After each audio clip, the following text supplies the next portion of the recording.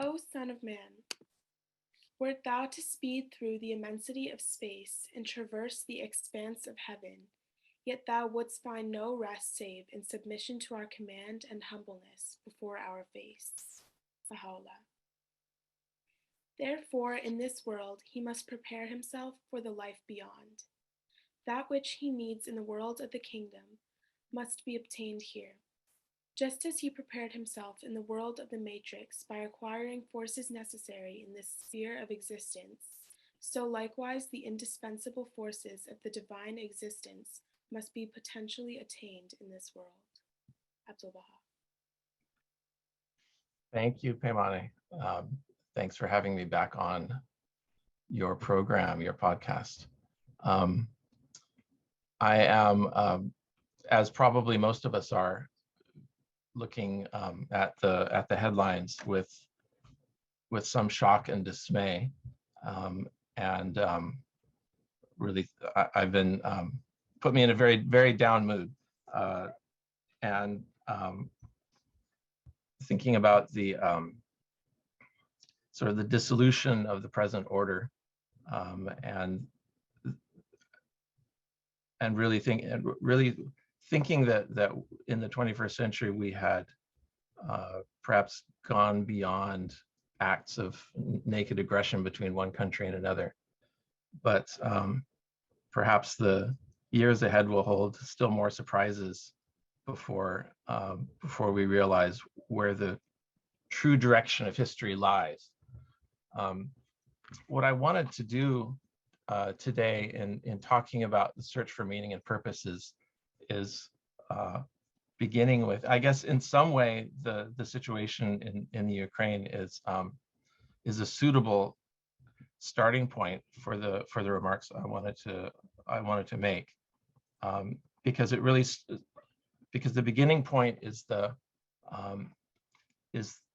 present day loss of meaning and purpose, which is evidenced not just in conflicts between nations, within nations, the toxic political polarization that we see here at home in the United States, the still festering wounds of racial injustice that have yet to be addressed fully,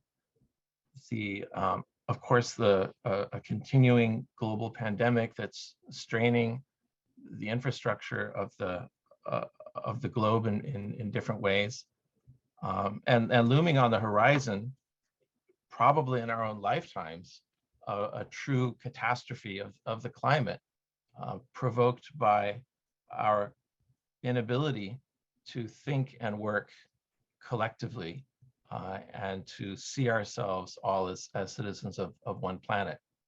We're faced really in the 21st century in a lot of ways with a world that has been drained of meaning and purpose, and with some even wondering, whether we're going to make it through this start period.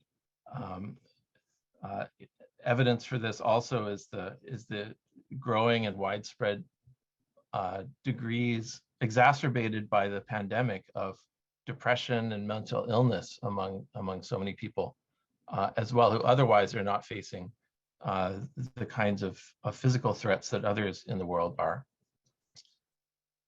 Amidst all of these various and existential problems that we face as a race, as a planet, you do not hear too often these days calls for religion as the solution to any of these problems. You hear calls for political action, for activism of various kinds, of donating money to the right campaigns, putting pressure on the right power centers. You don't hear people, at least in the headlines, talking about religion as a solution. And possibly if you had asked many people, why would this be the case? They might say, well, isn't it obvious religion is actually one of the causes of our problems, really one of the root causes of the travails of the present age, being the tendency of religious belief to divide human beings further and more deeply along various kinds of tribal lines.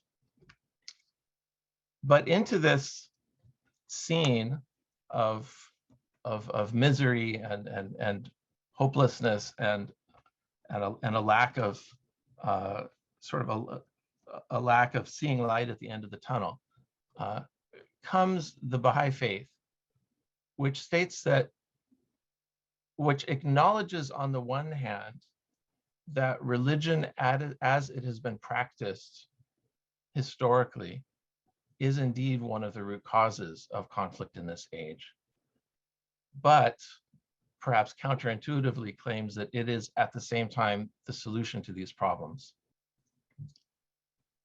And before discussing in more detail what are the outlines of that solution that the Baha'i faith proposes, I wanted to give, I guess, a little bit more historical context to how we came to this present state of hopelessness, of lack of meaning in the world.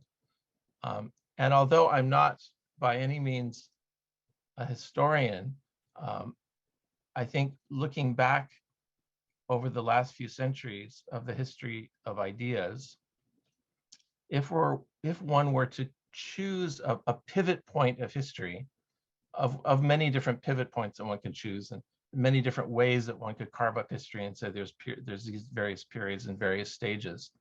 I think one of the most significant stages that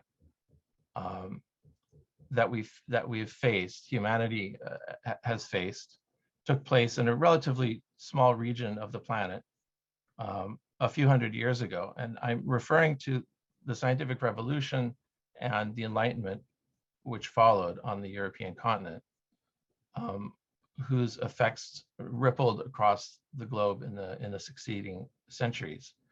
And what I'm referring to is the transition of human civilization from what we might call a pre-modern age to the modern age. And the reason I believe this transition point is useful and important for us to understand the context of the present day, is that it's hard for us to take ourselves out of the context of the present and understand that for the greater part of human history, certainly recorded human history, let alone all the unrecorded millennia that came before just a few thousand years of recorded human history, belief in the supernatural, a belief in spiritual forces, a adherence to spiritual practices, at least since the invention of writing, the belief and in the divinity of revealed texts, that these texts represent guidance for humanity, belief in a god or gods, and the existence of authorities which one could turn to was an unquestioned feature of the human experience. People lived their lives in the context of tribal religions, or one of the great, more recently historically, one of the great world religions. And there was really no room, except obviously humanity is quite large and there's always exceptions, but on the whole, no room to question the frameworks that people were born into, the frameworks of thinking, the frameworks of thought and belief that people were born into. And this all changed, really, and the spark for that change was the scientific revolution and the Enlightenment that followed, in which perhaps beginning with astronomy and looking at the stars, looking at the planets, beginning to think more systematically about the motions of the stars and planets. People like Copernicus and Galileo, for the first time, taking a telescope to the heavens and seeing things that were unexpected, that called into question the received wisdom of the time, the received wisdom, which makes a lot of sense if you don't have a telescope, and if you haven't looked in detail at the stars and the planets, it would make a lot of sense to assume that the Earth is the center of the universe. The sun seems to go around us. The stars seem to move around the Earth to all intent, to sort of to all any sort of everyday observation. It seemed like the most obvious fact to say that that we're the center of the universe, and that was embedded not just in the primitive scientific theories of the day, you know, the geocentric astronomy of Ptolemy and so forth, but it was also very much embedded in the religious sensibilities of the time. Humanity, of course, was the center of creation. It was the sole purpose and goal of creation. And this sort of context of belief, this you know, complacent certainty that humanity is the center and that the Earth is the center of all things, really grounded our sense of meaning and purpose in the universe.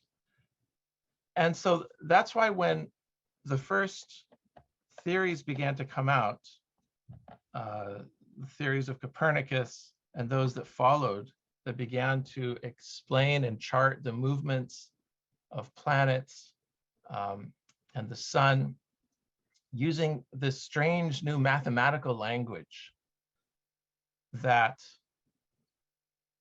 against all expectation, ended up being able to predict with extreme precision the movements of these planets. And furthermore, the movements of other kinds of objects on the Earth. This new mathematical, scientific way of interrogating the world around us led to the emergence of and the discovery of certain laws of the universe, which on the one hand brought incredible advancement to human civilization, brought revolutions in transportation, when applied to the medical field, revolutions in the comfort and quality and length of human life, revolutions in every conceivable aspect of civilization brought by this expanded scientific knowledge of things. So on the one hand, it can't be denied that this was an incredible leap forward for the human race. At the same time, this new way of looking at the universe tended to undermine the beliefs and certainties upon which human existence had rested for time immemorial. It tore away at those foundations of belief, exposed them in so many ways as mere superstition, and ended up replacing a world full of meaning, but one which was imperfectly understood, with a world that was much more precisely understood and manipulatable, a world in which we could be the real masters and shape it in so many fundamental ways to our own benefit. But at the same time, this was a world which had been drained of that original meaning, a world in which belief in God became more and more derided as a kind of fanciful superstition, a world in which belief in the reality, existence of the human soul and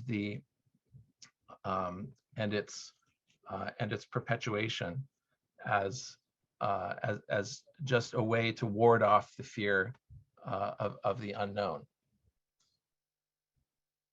This new scientific, I'm calling it new, although it's centuries old, but I'm calling this scientific view new because movements of this scale civilizational transition points of this magnitude don't take place on a scale of decades or even generations, but they really only take place on the timescale of centuries.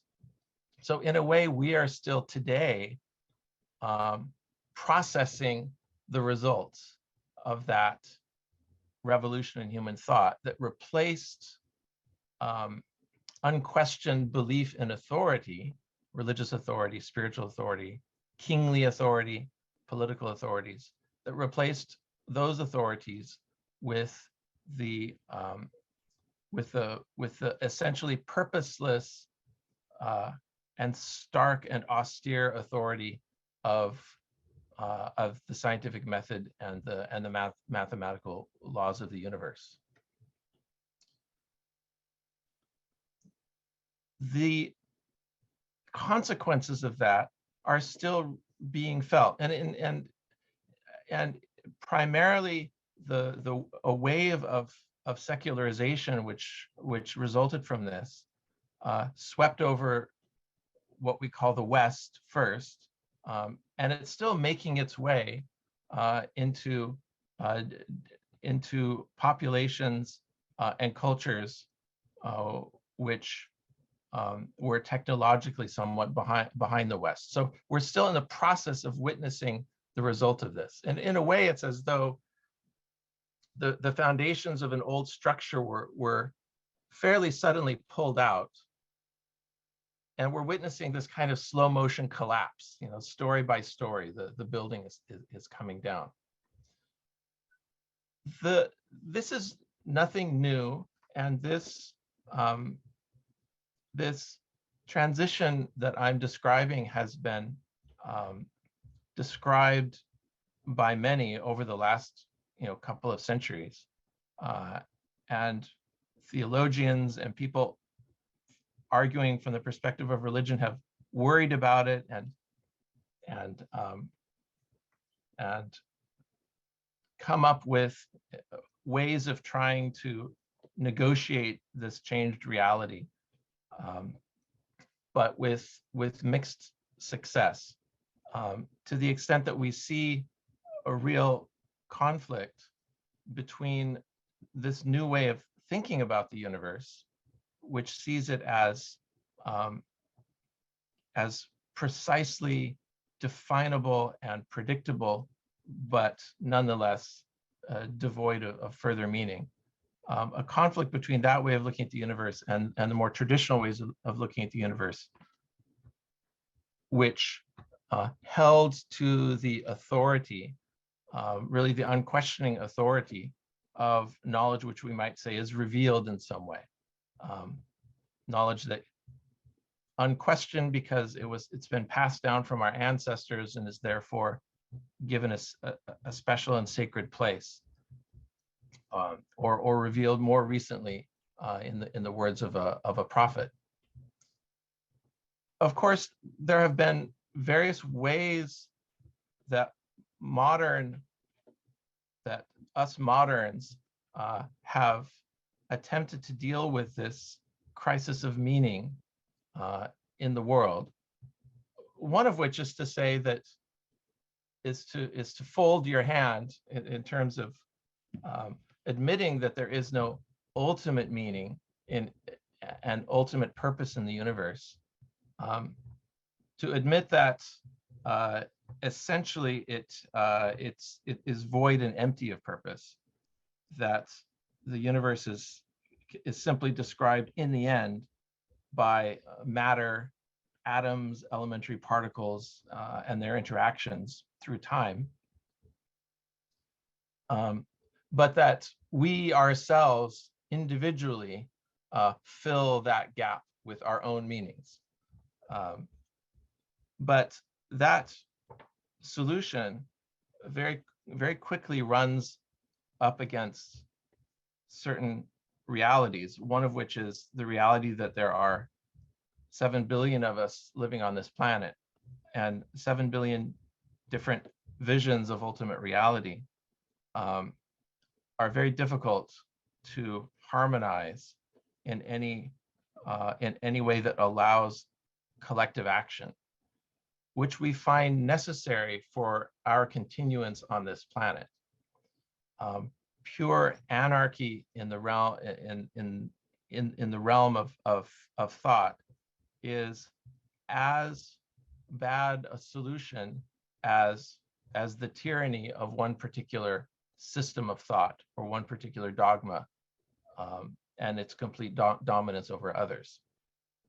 Somewhere into this crisis of meaning comes the message of Baha'u'llah, coming astonishingly from one of the more benighted regions of the planet in the 19th century. Benighted in the sense of, not in the sense of it not having its own rich and tremendous past and its own high points of civilization, but benighted in the sense of having fallen into the deepest and worst kinds of religious fundamentalism. And I'm referring to the land of Persia in the 19th century. And out of this darkness, this relative darkness, comes a message of Baha'u'llah, which is strikingly, in so many ways, strikingly modern, if not postmodern, in its thrust, which, and I hope to be able to explain what I mean by postmodern, because Baha'u'llah's message offers a way forward from the, it doesn't offer a way backwards. In other words, it doesn't point out the crisis of meaning in the present world, point the finger at, say, scientific materialism, and suggest that the solution is to go back to that old world of religious belief. But Baha'u'llah's message points forward in a direction past the modern. In that sense, I mean, it's postmodern, not necessarily in the sense of that we define postmodernist literature and so forth, or postmodernist art. But it charts a way forward through the realm of science and the modern realm filled with its mathematical certainties.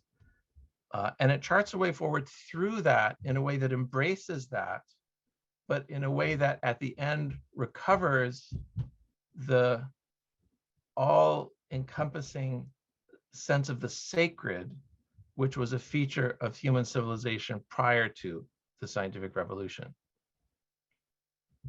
How does Baha'u'llah do this? He does this by making a few steps that perhaps we could say begins with the idea, and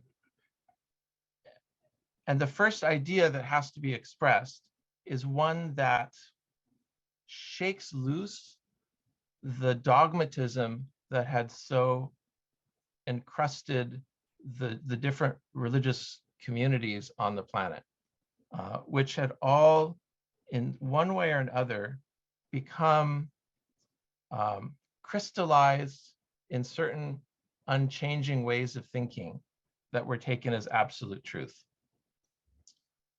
And at the core of Baha'u'llah's message is the idea that the world is not meaningless. There is ultimate meaning and purpose behind everything. Behind the falling of every leaf, there is meaning and purpose. But the source of that meaning and purpose is not directly observable by us.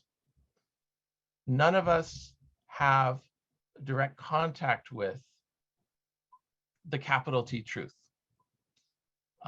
We have access to it only indirectly. And we infer its reality by its effects in the world. There is a wonderful vision of reality presented to us by Plato 2,500 years ago, which I probably mentioned in one of my previous talks here, of the prisoners in the cave, where you have prisoners chained to the floor of a cave their entire lives, able only to face the wall of the cave, not even able to turn around. And behind them is a fire. And between the fire and the prisoners, other people are walking back and forth, holding various shapes of animals and other objects and so forth.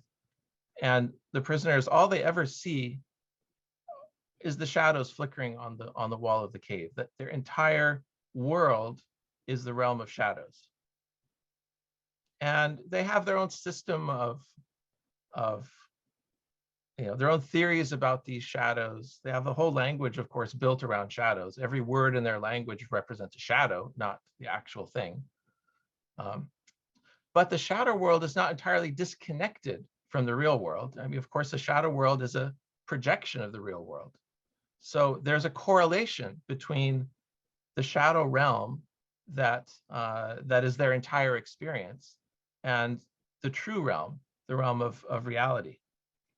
But each of the prisoners has their own take on what those shadows mean.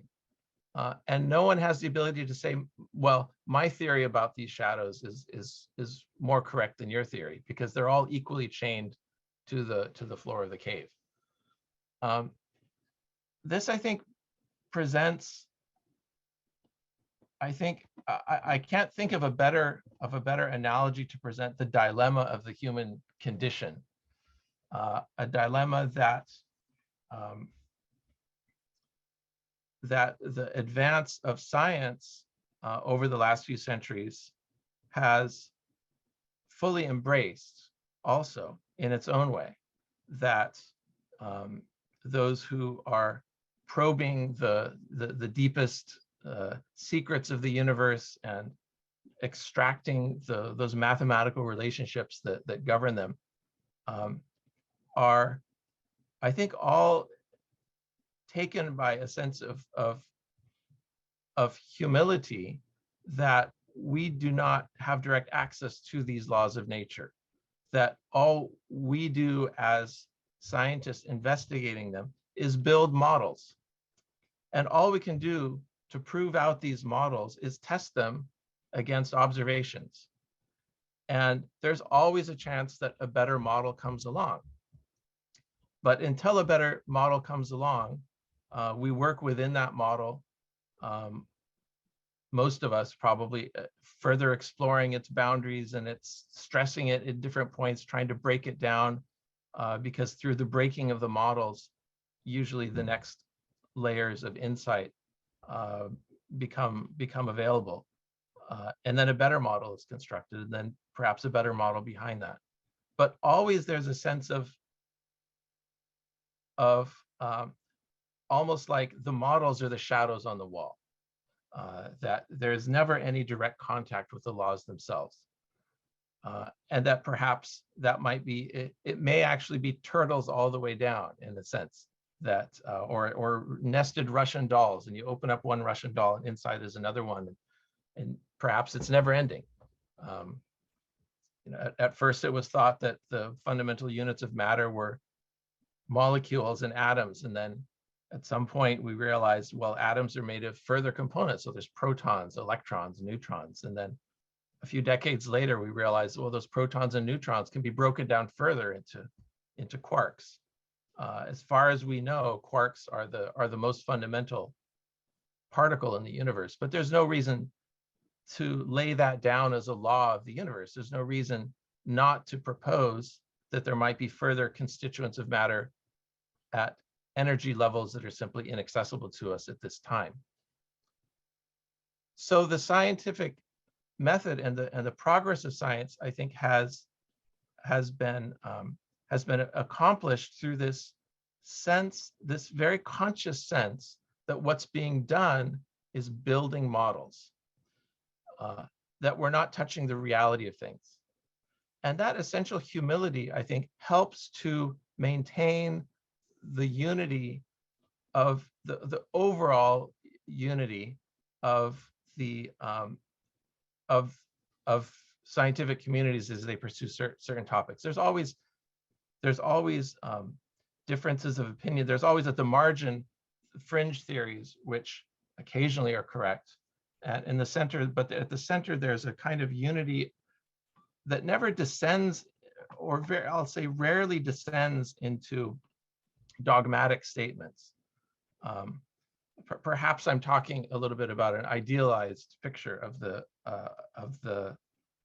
progress of science, but I think it's in the main a true picture.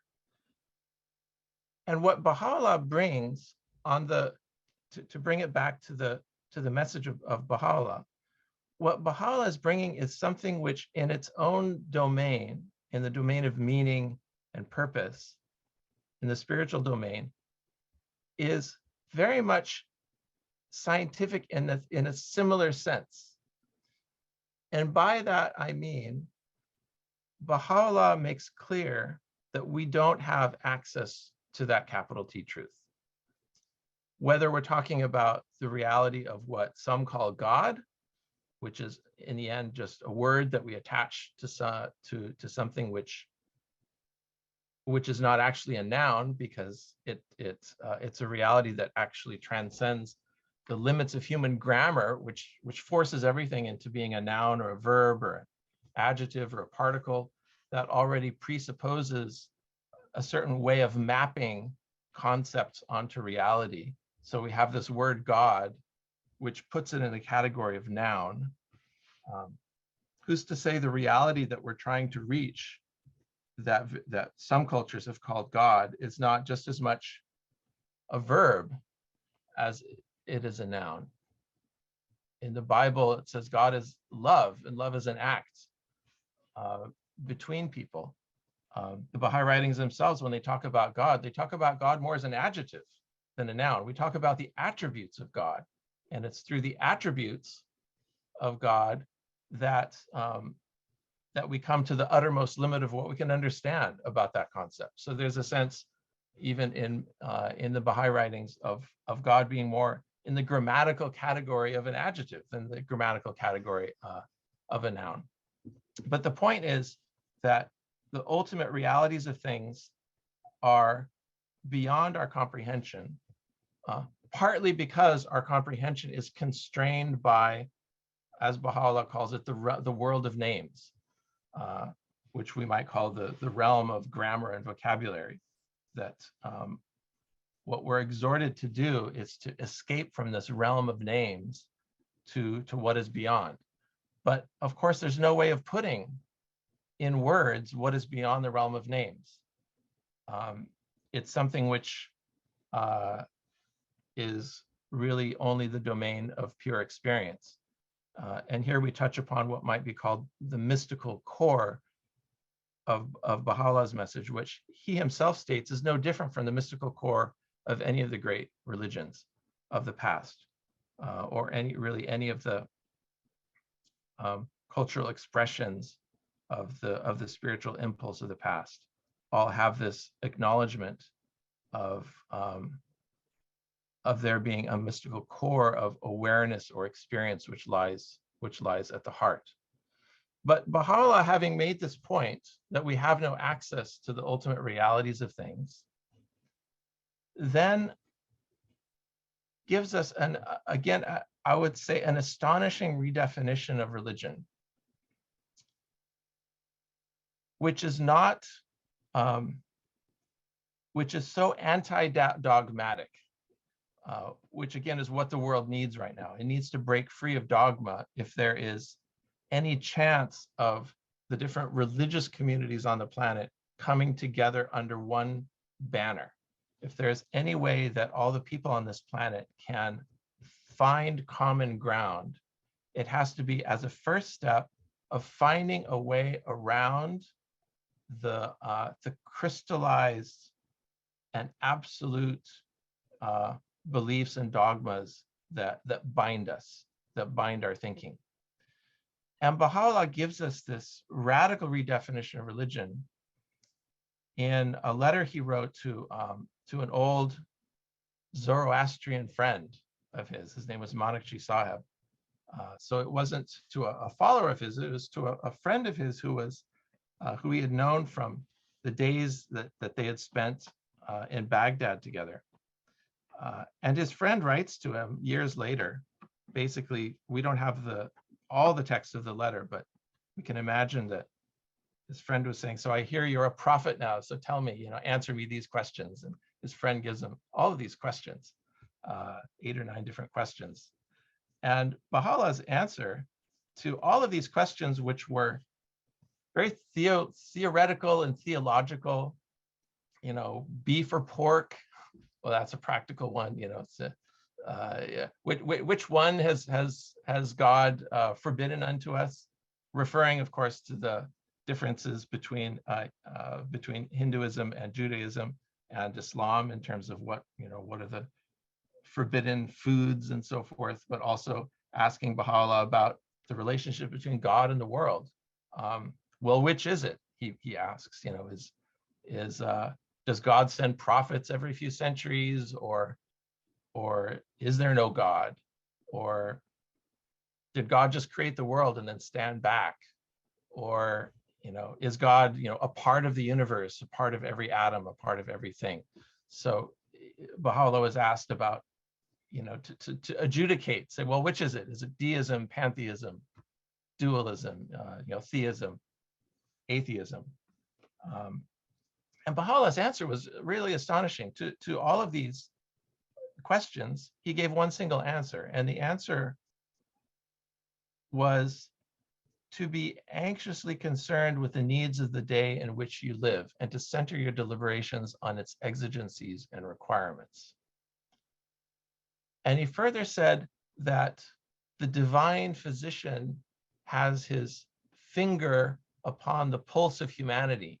He prescribes its sickness. He discerns its sickness and prescribes the remedy. He says the remedy which one age may require can never be the same as that which a subsequent age may need. Which is, when you think about it, a truly revolutionary new way of thinking about religion, because this is a pragmatic definition, ultimately. He's saying religion is a balm, or it's a medicine for an illness of the age. And ultimately, you determine whether the physician's remedy is effective or not by applying it. It's not enough to say, well, here's the remedy. We believe it's the remedy. I mean, no one would do that with an actual physician and proposing an actual remedy. You would implement it and decide in the implementation whether the remedy was true or false. It's in that sense that Baha'u'llah proposes that religions, the different religions of the world throughout history, can be seen as models of reality, almost in the same way that scientific theories can be seen as models of reality. It's one step removed from the ultimate truth that no one has access to, and ultimately it's to be judged by whether it works or not. That's the sense in which Baha'u'llah's prescription is ultimately one that has a kind of scientific and pragmatic spirit to it.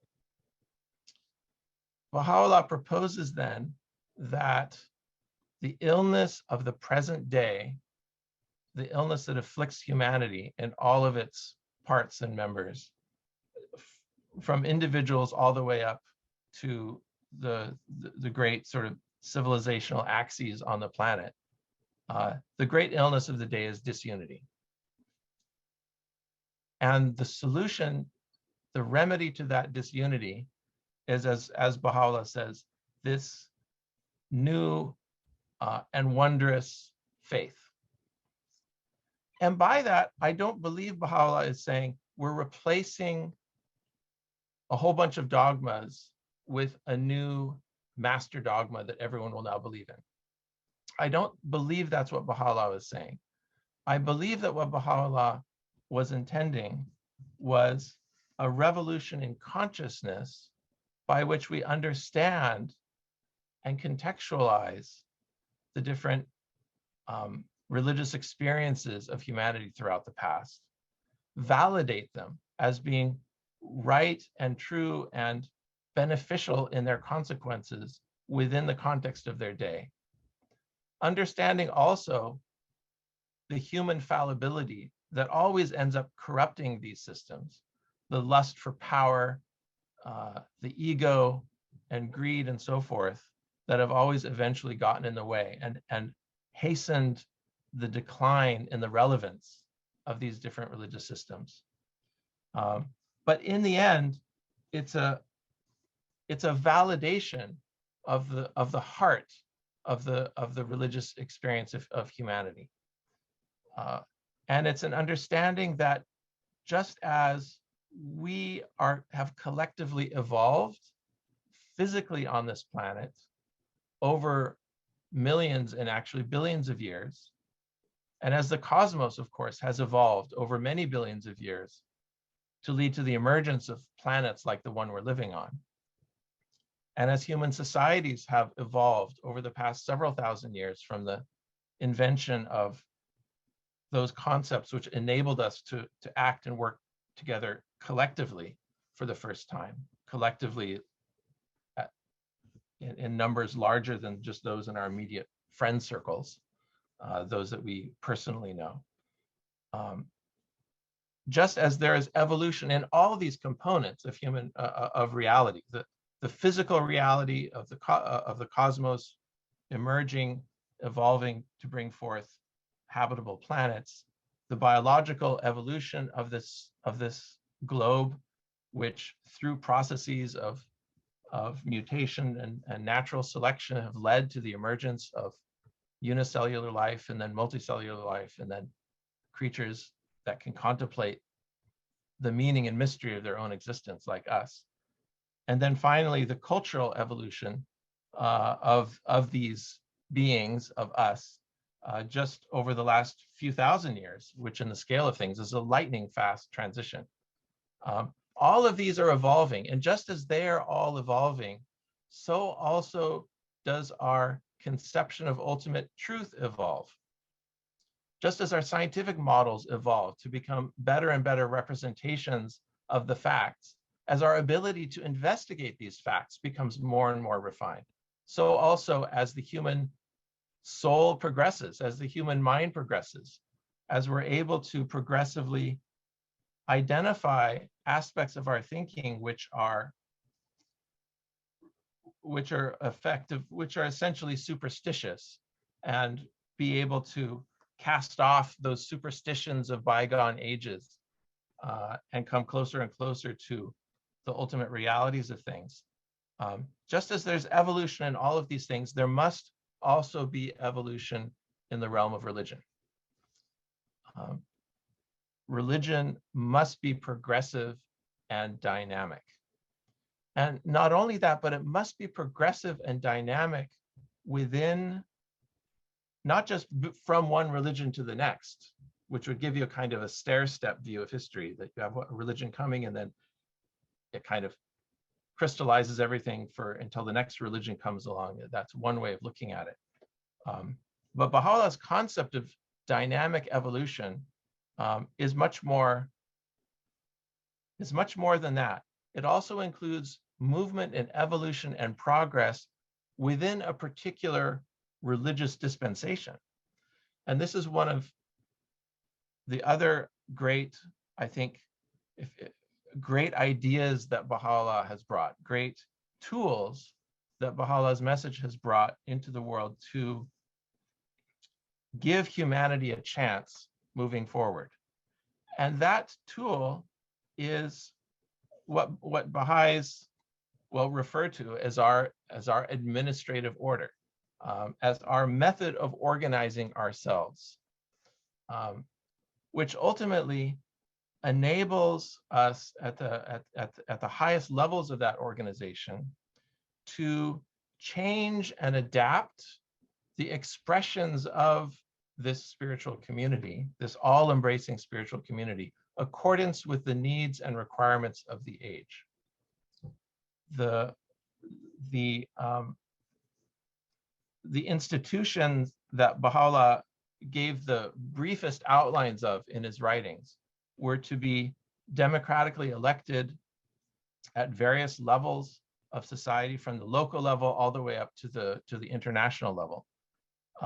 And these institutions would ultimately be consultative in their spirit. They would be comprised of people from different backgrounds and different points of view.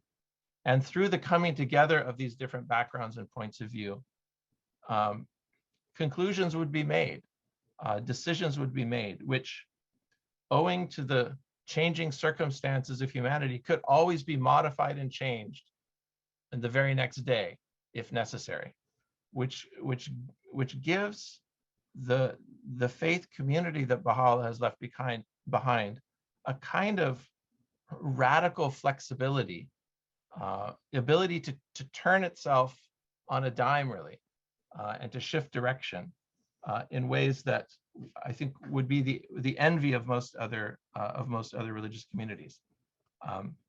And the Baha'i community, looking at the worldwide Baha'i community over the last century and a half of its existence, we see this very much in its growth, in its spread throughout the world. Now, broadly, if relatively thinly scattered throughout the world, and representative of every nation and race and language group and culture on the planet, truly representative of the great diversity of human beings on this planet, and able to come together and in consultative environments and decide collectively on our future, on our destiny, and be able to change plans, to make decisions in accordance with the realities of the day. We see that evident in the community today. So, I guess to sum up, I had a lot more to say, but it took me too long to say to get to the point that I'm at now. So I'd like to open it up to questions and thoughts.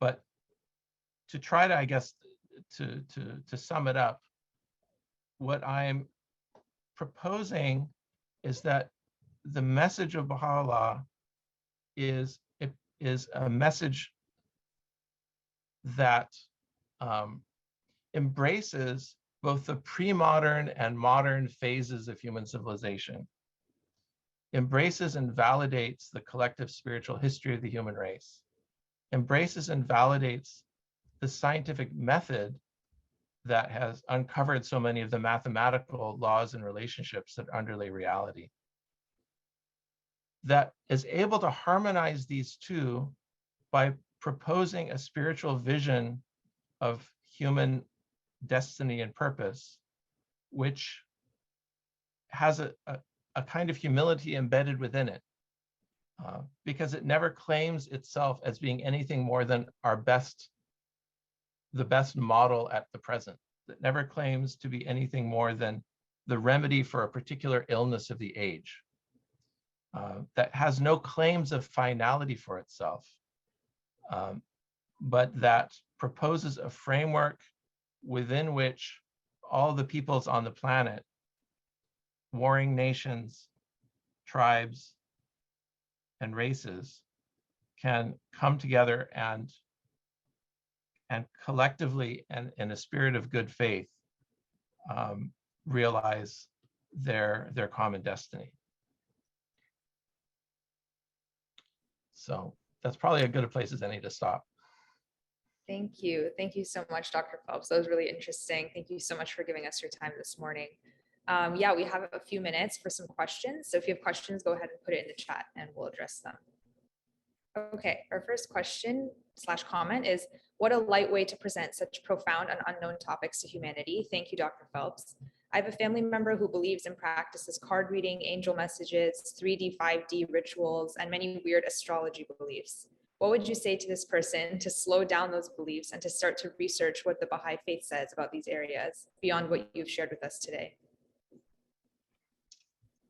That's a great question, and I've also had many friends throughout the years who have believed in things that that I've personally found off base, and certainly and with my kind of hard-headed background as a physicist, that category of things that seem off base to me is perhaps quite broader than it might be in others, and I think this is where, for me, Baha'u'llah's message of all inclusion, at the same time,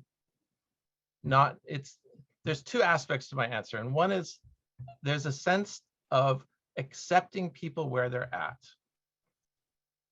Baha'u'llah's mystical writings, for example, his 7 valleys, his 4 valleys, Gems of Divine Mysteries, these are relatively short works, many of which are compiled in a relatively slim volume called The Call of the Divine Beloved.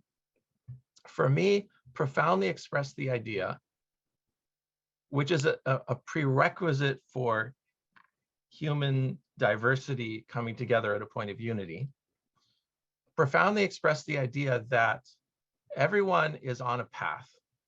Some people don't know they're on the path yet, and among the others, there are different stages of the path. And this path ultimately is one that proceeded from our creation point and is returning to our creation point. And people on that path at different stages often don't recognize that others on the path are also at a stage in the path.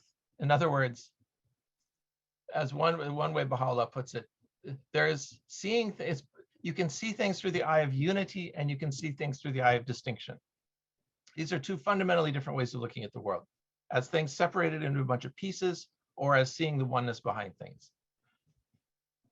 These two ways of thinking and of approaching reality are so different that Baha'u'llah says one group is going to call the other idolaters and the other group is going to call the other, transgressors of some form.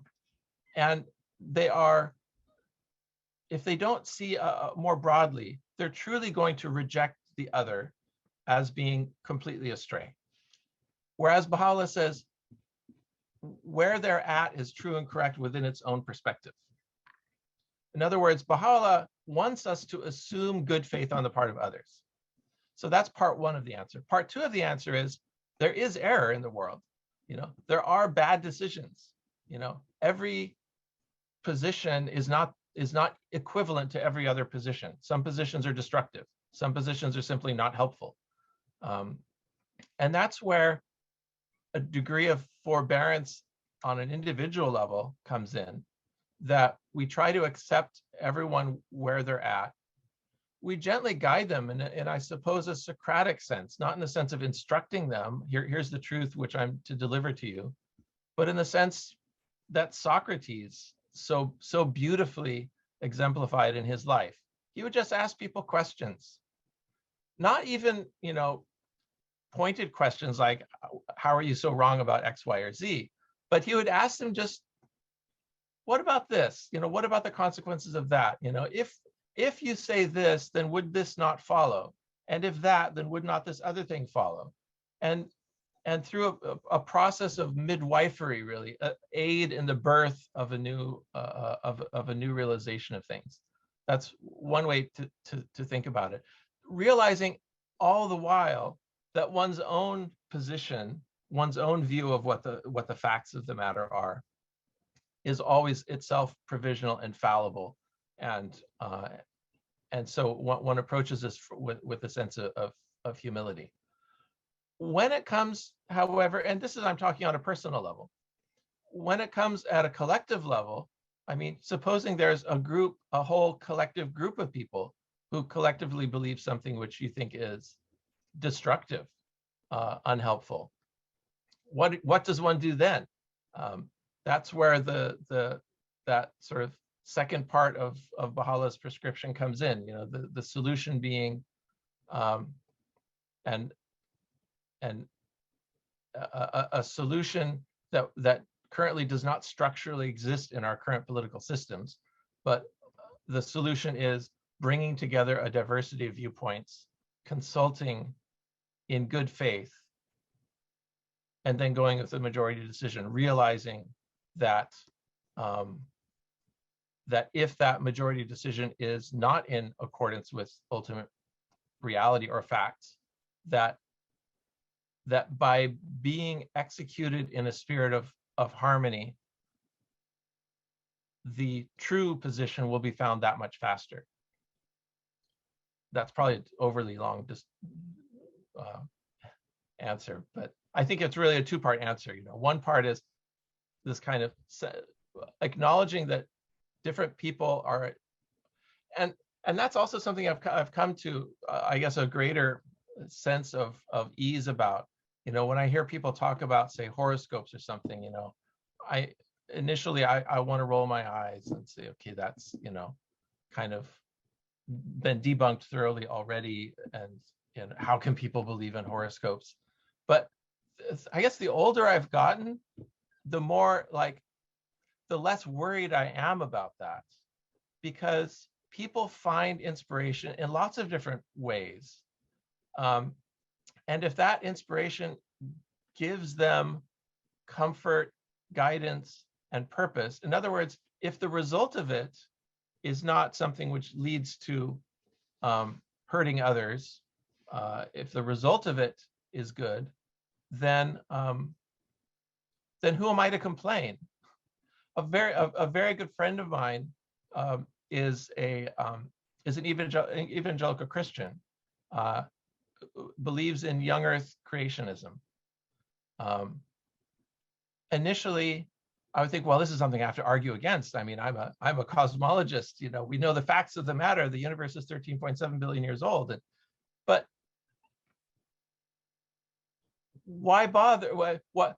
It's not my job to convince another person of the views they hold are false, especially if it produces such a wonderful, kind, loving person as the person in front of me. Now, if it comes to the school board being populated by a majority of people who believe in young Earth creationism, then that's where you have mechanisms. You appeal to the mechanisms of the process to try to get what you think is the right idea ultimately presented. But on a personal level, I don't know. I trend in the direction of letting 1,000 flowers bloom. Thank you so much. The next question, I know it's not totally related to the topic you spoke on, but I think it's on everyone's mind. Do you have any thoughts on the Russia-Ukraine issue and just all the innocent people being killed, and how can we even begin to address that? It causes me such sadness. I visited Russia I visited the Soviet Union as a high school student. I was part of an exchange program with, we took like a semester of Russian, and then we all flew to Moscow. This is the sort of the end of still during the Gorbachev years. Went to Leningrad when it was still Leningrad and hadn't changed back to St. Petersburg. I have such a warm recollection of the Russian people, that and the kindness that they showed to us. And this was during the Cold War, and when there were still those great existential problems. Of course, now we're seeing a return of that, and we're seeing what seems to be what seems to be the undue influence of single powerful individuals, perhaps even against the will of the populations underneath them. I can't propose any solution to this except I suppose what the teachings of the Baha'i Faith propose to us, which is the only way through these great titanic struggles that humanity is passing through, is there are no easy ways through, but it's the hard work of understanding each other, seeking true understanding, of seeing the innate nobility in the other, not othering people, not finding ways of defining people in such a way that they are not of your tribe, but rather through seeing the divine spark within every soul, recognizing that we're all of one tribe, and realizing that the path forward is the path of love. This all requires a spiritual transformation of consciousness. And this is not something that happens overnight. This is something that happens, and I think Baha'is believe will inevitably happen, but in the coming generations and indeed centuries. When it comes to acute political conflicts of the present day, we pray, I suppose. Thank you. The next question is, how do you see the principle of science and religion going hand in hand in the Baha'i faith, and what does that mean? Well, some of my remarks, at least, were obliquely in proposing a way of thinking about religion that implicitly reconciles science and religion. And I've talked more explicitly about that, I think, in this podcast, in my last couple of talks. But I can, and it might, even to the extent it's hard to really summarize exactly how I would say, but to make a stab at it, I suppose I would say that what Baha'u'llah has done is propose to collapse two categories of thought and two phrases that we historically have thought represent objects or forces that are diametrically opposed to each other. And Baha'u'llah has proposed that these two are actually the same. And where he does this is in a work of his called the Tablet of Wisdom, the Lohe Hekmat. What he says in this Tablet of Wisdom is that what on the side of religion people have always talked about as the will of God, the phrase he uses is the Mashiach, the will of God in the world, which is thought of as the realm of the miraculous, the realm of the interposition of supernatural forces in the world for the sending down of prophets, the answering of prayers, the fulfilling of miracles, and so forth. That this mystical, awesome, personal, and specific force in the world, Baha'u'llah says, is none other but the laws of nature. What the scientists call the laws of nature is simply what the theologians have called the will of God. Baha'u'llah says these two are the same, yet they are different. They're different in the way that we interpret it, but ultimately we're talking about the same reality. Abdu'l-Baha follows this up with a short commentary on the Tablet of Wisdom where he expands on that idea. But it sounds almost like it's like a cheat code for the resolution of the conflict, because it's like, or rather it's like a drop of elixir. I mean, it completely dissolves and recombines a conceptual framework. Because if you take seriously the idea that God's will in the world is in fact indistinguishable from, as we examine the world, from the laws of the universe themselves, from the laws of nature themselves, it leads to profound shifting in our thinking about what spirituality is.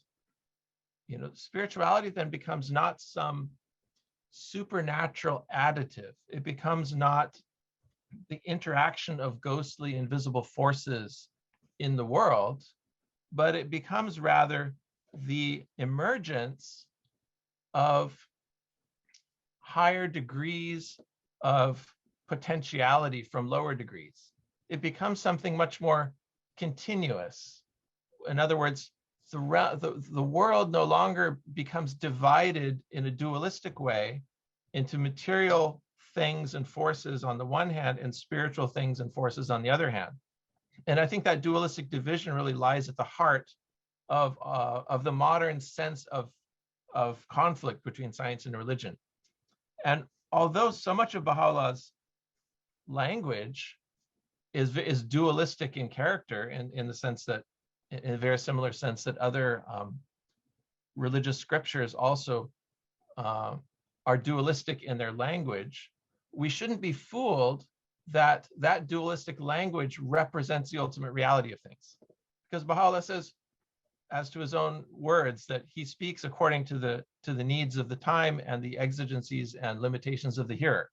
So to those who need to hear the traditional dualistic picture of God interposing in the universe and answering prayers and so forth, as though a king or great being, from a distance were making decisions, Baha'u'llah is not saying that's the wrong way of looking at things. That's one way of looking at things, the dualistic picture. But another way of looking at things, and perhaps a way that ultimately is closer to the capital T truth, is that matter and spirit are not actually two separate substances, but rather spirit is something which continuously emerges in degrees throughout the universe. Abdu'l-Baha says this in more detail than Baha'u'llah does in Abdu'l-Baha's talks and tablets. There is an idea of spirit emerging at its lowest level in what Abdu'l-Baha calls mineral kingdom. In other words, the very gravitational attraction between atoms is a manifestation of spirit, of love, at the lowest degree. And that those manifestations of spirit or love or unity, and these are all highly overlapping concepts, appears in the world in time according to a kind of, I'll use the word hierarchy, but hierarchy is a fraught word laden with all sorts of connotations, especially in terms of human history. But there is a notion of what Abdu'l-Baha calls a chain of being, where there's links that connect everything. And there are higher degrees and relatively higher degrees and relatively lower degrees of the manifestation of spirit in the world. And in one place, Abdu'l-Baha actually says that to the mineral kingdom, the plant kingdom, or how does he put it? He says to the plant kingdom or the vegetable, he says the animal is the spiritual reality. So Abdu'l-Baha seems to be suggesting that our notion of matter and spirit being dualistic is an artifact or an accident of our particular point of view in the world.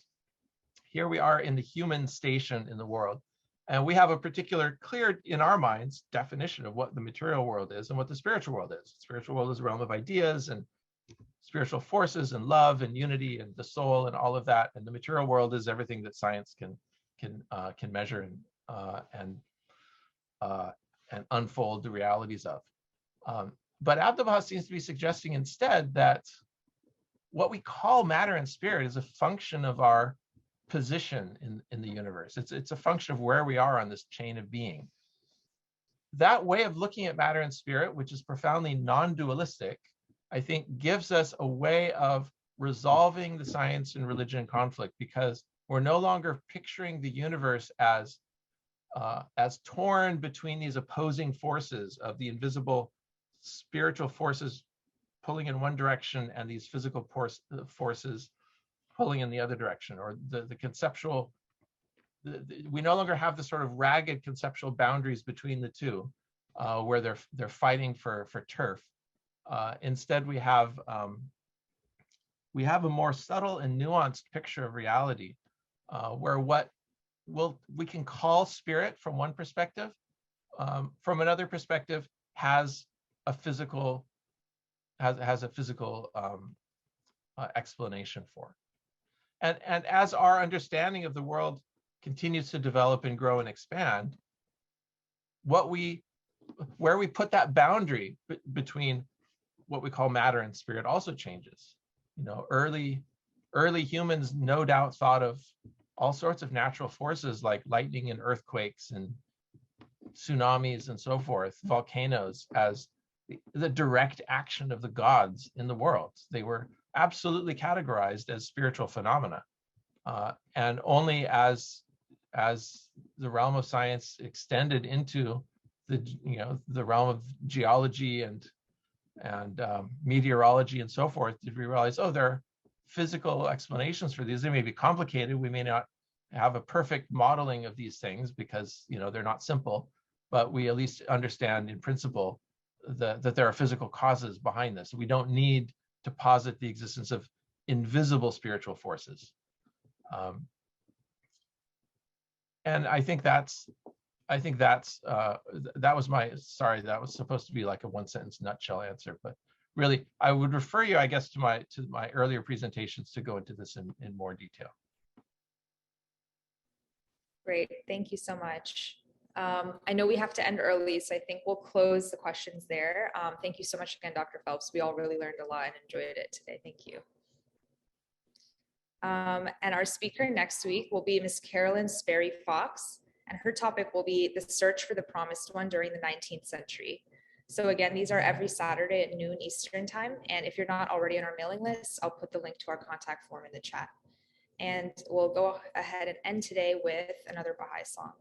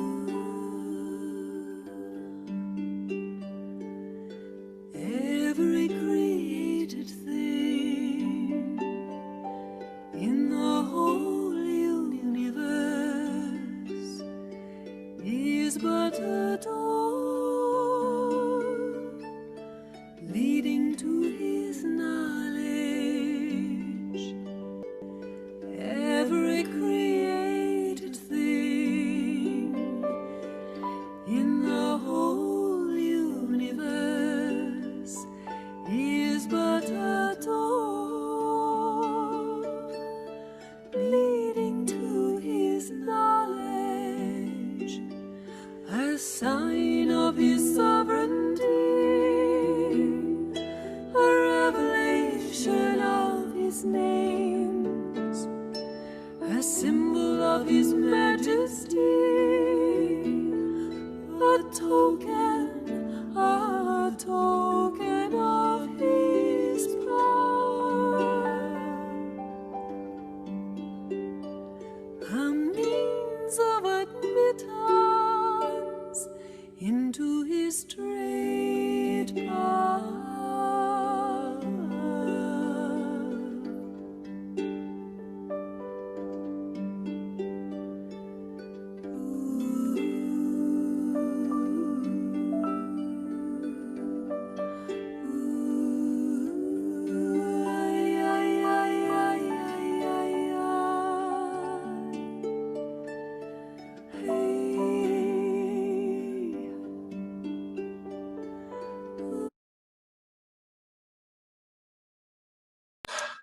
Thank you, everyone, and we'll see you next Saturday. Bye.